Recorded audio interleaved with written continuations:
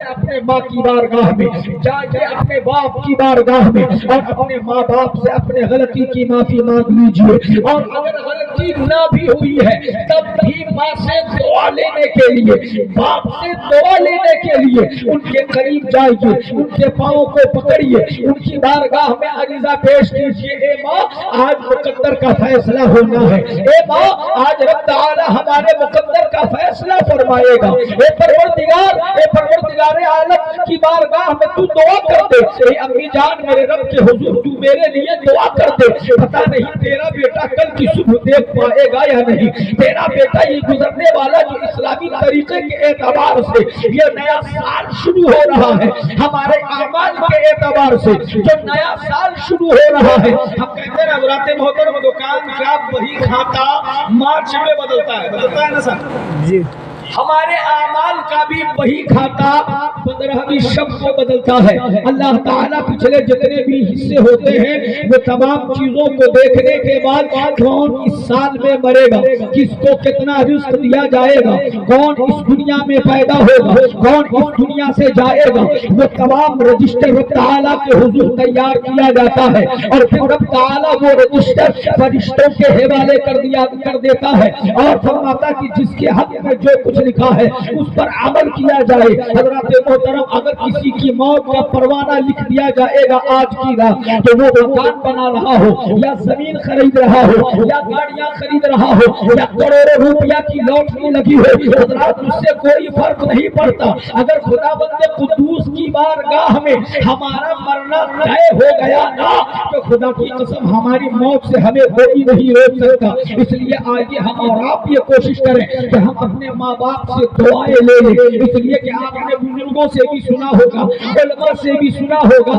کہ جب ماں رو کر اولاد کے لیے دعا کرتی ہے تو رب تعالیٰ اس کے مقدر کا فیصلہ فرما دیا کرتا ہے، سبحان اللہ، اس کے مقدر کا فیصلہ فرما دیا کرتا ہے۔ اور ماں کی دعاؤں کا اثر کیا ہے سن لیجئے دو جملوں میں، کہ جب ماں دعا کرتی ہے اپنے اولاد کے لیے آنچل کو اٹھا کر پروردگار میرے بیٹے کے حق میں تو بھلائی لکھ دے، پروردگار میرے بیٹے کے حق میں تو اچھائی لکھ دے، مولا میرے بیٹے کے حق میں دونوں جہان کی کامیابی لکھ دے، اللہ کی قسم عرش کا پایا ہلنے لگتا ہے، رب فرماتا ہے پایا عرش تو ہل کیوں رہا ہے، خدا بند قدوس کے حضور وہ پایا عرش عرض کرتا ہے اے مالک و مولا، دنیا میں تیری ایک بوڑھی بندی، دنیا میں تیری ایک بندی اپنے بیٹے کے حق میں دعا کر رہی ہے، اس لیے میں جنبش میں آ گیا ہوں۔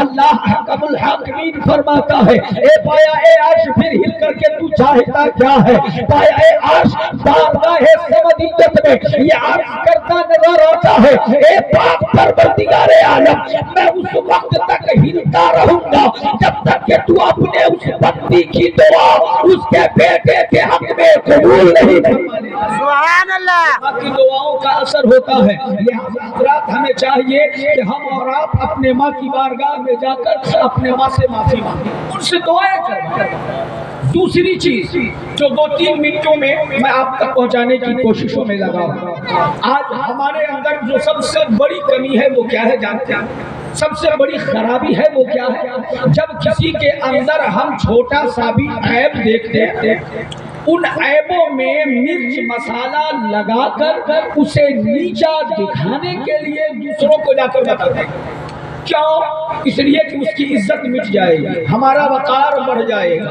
لیکن ہمارا خسارہ کتنا بڑا ہے کبھی آپ نے غور کیا؟ آئیے مصطفیٰ جان رحمت کی بارگاہ میں چلتے ہیں، کائنات کے سرور معراج کے دولہا نبیوں کے امام جناب محمد رسول اللہ صلی اللہ تعالی علیہ وسلم نے تمام غلاموں سے فرمایا اے میرے کلمہ پڑھنے والوں، اگر تم کسی کے عیب کو دیکھ لو تو اس پہ پردے ڈال دیا کرو۔ مصطفیٰ جان رحمت کی بارگاہ میں غلاموں نے عرض کیا تھا فدا کا ابھی و امی یا رسول اللہ صلی اللہ تعالی علیہ وسلم، آقا اگر ہم کسی کے گناہوں پر پردہ ڈال دیتے ہیں تو اس سے ہمارا کوئی فائدہ ہے کیا؟ اس سے ہمیں کوئی بینیفٹ ملے گا کیا؟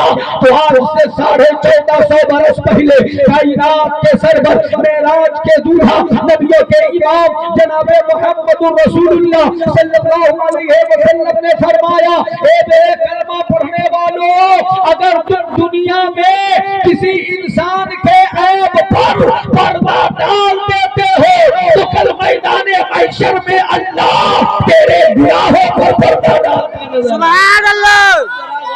حضرات اگر ہمیں گناہوں والی ڈائری ہاتھ میں دیتی جائے تو ذرا سوچے حضرت آدم سے لے کر حضرت رہتی دنیا تک جتنے لوگ آئیں گے سب ہمارے گناہوں کو دیکھیں گے.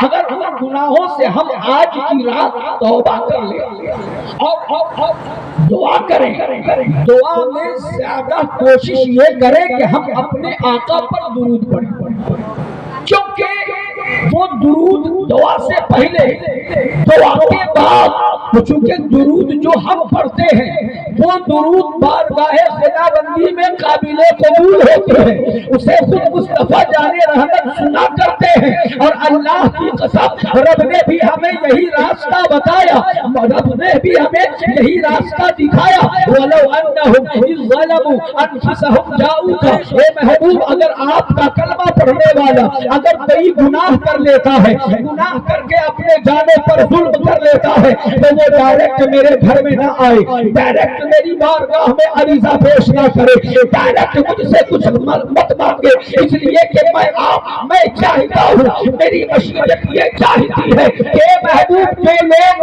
گناہ کر کے اپنے جانوں پر ظلم کر لے وہ آپ کی بارگاہ میں آئے, اس لیے کہ آپ کا در میرا ہی در ہے. اللہ سبحانہ وتعالی قرآن مقدس میں دوسری جگہ ارشاد فرماتا وَمَن يُطِعِ الرَّسُولَ فَقَدْ أَطَاعَ اللَّهَ, رسول اللہ کی اطاعت ہی میں اللہ کی اطاعت ہے. اب مصطفیٰ جب تک کہ ہماری سفارش نہ فرما دے رب ہماری دعا کو قبول نہیں فرمائے گا. اب راستہ بس ایک بچتا ہے کہ ہم اپنے دعا سے پہلے بھی دل سے نبی پر درود پڑھے, دعا کرنے کے بعد بھی دل سے نبی پر درود پڑھے, تاکہ مصطفیٰ ہماری دعاؤں کو سفارش بارگاہ سمدیت میں کر دے اور آج کی رات اللہ ہمارے گناہوں کو قبول فرماتا ہے. سبحان اللہ. محترم ہمیں چاہیے کہ آج کی جو شب ہے یہ نہ گھومنے کی شب ہے نہ ٹہلنے کی شب ہے. حضرات صحابہ کا جب دور تھا, صحابہ کا جب دور تھا تو صحابہ کے دور میں صحابہ کے عمل کو آپ دیکھیں, اللہ کی قسم آپ حیرت میں پڑ جائیں گے. ان کا کھانا پینا سب ختم ہوا. جب یہ رات آنے والی ہوتی وہ کھانا کب کھانے لگتے؟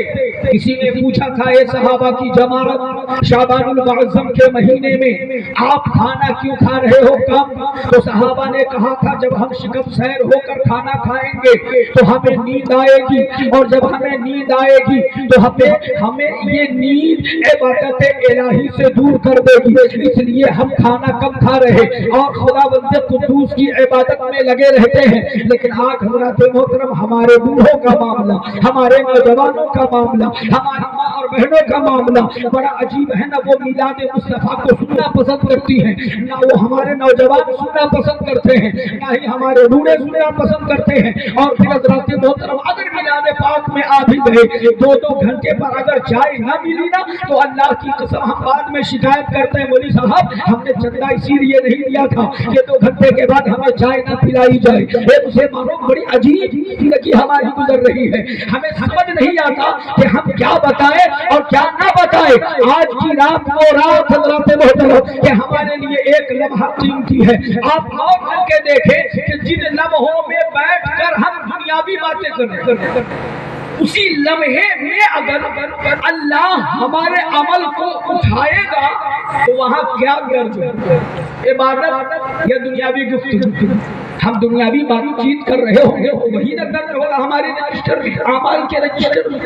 تو حضرات محترم یہ خوف اپنے اندر پیدا کریں. آج حضرات محترم ہماری زندگی کا معاملہ یہ ہے کہ ہم نماز سے دور ہیں, قرآن کی تلاوت سے دور ہیں, اس کے باوجود بھی جب شب بارات کی رات آتی ہے جسے لیلۃ البرات بھی کہا جاتا ہے, اور لیلۃ البرات کا مطلب ہوتا ہے چھٹکارے کی رات, آزادی کی رات. گویا یہ گناہوں سے آزادی کی رات ہے, جہنم سے چھٹکارے کی رات ہے. لیکن کب؟ جب بندہ خداوند قدوس کی رضا کے لیے آج کی رات عبادت کرے گا تب. لیکن ان بندوں میں اگر کسی کے ذمے کوئی گناہ ہے, اگر کسی کے ذمے کسی کا حق ہے جو غصب کیا ہوا ہو, اگر وہ نہیں لوٹاتا ہے یا پھر اسے معافی طلب نہیں کرتا ہے, تو جان لے اللہ آج کی رات بھی اس بندے کی دعا قبول نہیں فرمائے گا. اور یاد رکھے اللہ تبارک و تعالی قرآن مقدس میں ارشاد فرماتا ہے, یا ایھا الانسان ما غرق بربک الکریم, اے انسان تجھے کس چیز نے کریم رب کی طرف آنے سے روک رکھا ہے؟ جوانی نے تو یہ ختم ہو جانے والی چیزیں ہیں, دولت نے تو یہ ختم ہو جانے والی چیزیں ہیں, زمین و جائیداد نے تو یہ ختم ہو جانے والی چیزیں ہیں, مال و دولت نے تو یہ ختم ہو جانے والی چیزیں ہیں. اپنے رب کے حضور آ جا, اپنے رب کے حضور آ کر کے اپنے گناہوں کی معافی مانگ لے, اس لیے کہ تیرا رب اتنا بڑا قریب ہے کہ تیرے گناہوں سے پوری روئے زمین بھری پڑی بھی ہوگی. اگر تم ان گناہوں پر ندامت کا ایک قطرہ بہا دیتے ہو, ایک قطرہ آنسو کا بہا لیتے ہو, تو تیرا رب اتنا بڑا قریب ہے کہ تیرے اس ایک قطرے آنسو سے تیرا رب تیرے پچھلے تمام گناہوں کو مٹاتا نظر آئے گا. سبحان اللہ. تمام گناہوں کو مٹاتا نظر آئے گا, صرف ایک قطرہ. اسی لیے سرکار مولا علی فرماتے ہیں, دعا مانگو تو رو, رونا نہیں آوے تو رونی سی صورت بنا لو, اس لیے کہ رب تعالیٰ کو وہ صورت بہت پسند ہے. رب تعالیٰ کو وہ صورت بہت پسند ہے.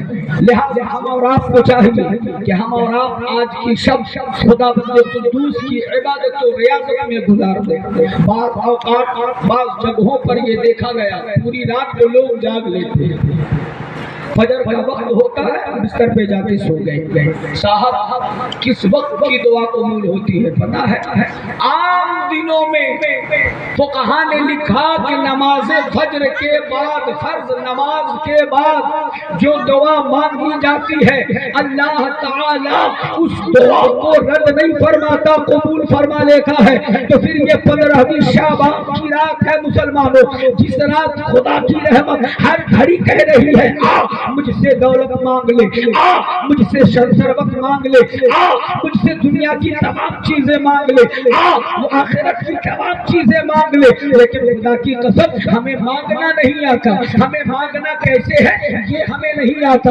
ہمیں چاہیے کہ ہم صحابہ کرام کی زندگی پر عمل کریں. آئیے ایک واقعہ سناؤں, جب تک کہ انشاءاللہ آپ کے امام صاحب کی حاضری ہو جائے گی.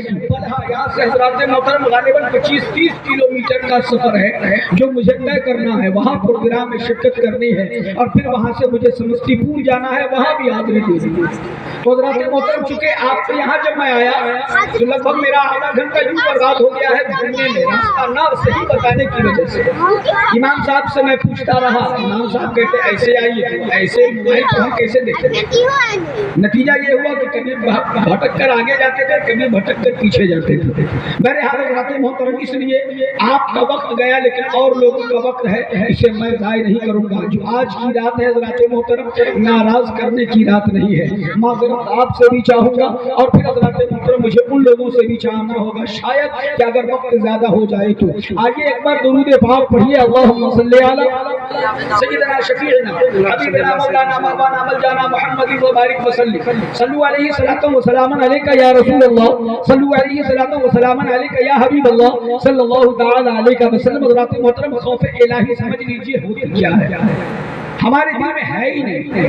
ہم لوگ قبرستان بھی جاتے ہیں نا تو گروہ بنا کر ABCD یا الف با تا سا جی اس طرح سے, یعنی 2-4 لوگوں کا گروپ بن گیا, راستہ بھر دنیا کی باتیں کرتے گیا. قبرستان میں بس 2 منٹ جو آیت یاد ہے پڑھ لیا اور چلا آیا. قبرستان جانے کا حکم ہے لیکن کس طرح جانے کا حکم ہے صاحب؟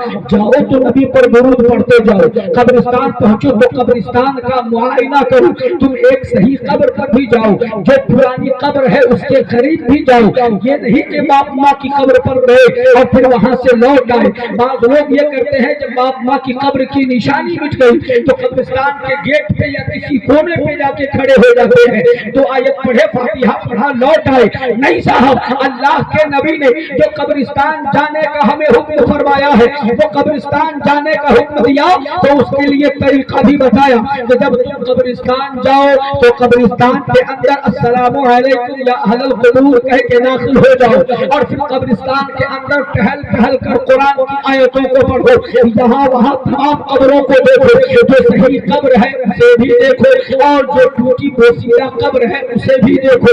صحابہ نے عرض کیا یا رسول اللہ اس میں راز کیا ہے؟ تو کائنات کے سرور، معراج کے دولہا، نبیوں کے امام جناب محمد رسول اللہ صلی اللہ تعالی علیہ وآلہ وسلم نے فرمایا کہ میرے کلمہ پڑھنے والوں، اگر تم اس رات اس انداز میں قبرستان میں جا کر کے قبرستان میں ٹہلو گے، قبرستان میں قرآن کی آیتوں کو پڑھو گے تو وہاں کے حالات کا تمہیں اندازہ ہوگا۔ اس بات کا تمہارے دل میں خیال آنا چاہیے کہ ایک دن جب ہماری موت ہو جائے گی تو ہمیں بھی اسی قبرستان میں لا کر کے لٹایا جائے گا۔ جب بوسیدہ قبر کے قریب تم جاؤ گے تو وہاں پر تمہیں یہ خیال آئے گا کہ شاید یہ زمانہ آئے گا کہ ہماری قبر بھی اسی طرح ٹوٹی ہوئی ہوگی۔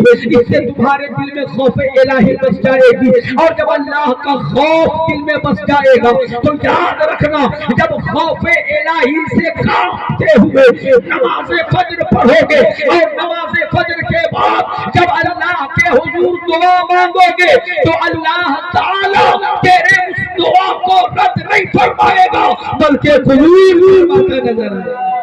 سبحان اللہ۔ کبھی کبھی کہتے تھے کہ بے خوف سرے حشر گنہگار کھڑے ہیں، گنہگار کھڑے ہیں، بے خوف سرے حشر گنہگار کھڑے ہیں، گنہگار کھڑے ہیں، بے خوف سرے حشر گنہگار کھڑے ہیں، گنہگار کھڑے ہیں۔